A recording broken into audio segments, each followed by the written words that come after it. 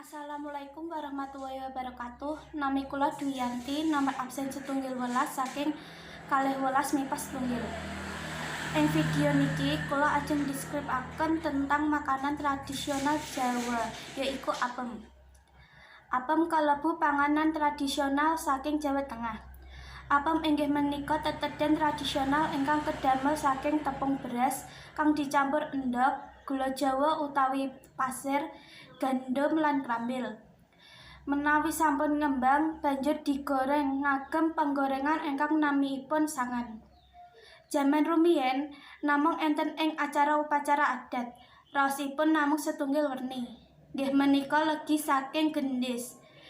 Namung medal sekemenika saged dipanggihaken wonten peken utawi toko jajanan tradisional. Bentuk lan raosipun sakmenika warni-warni. Cukup semanten ingkang kula saged aturaken. Matur sembah nuwun. Wassalamualaikum warahmatullahi wabarakatuh.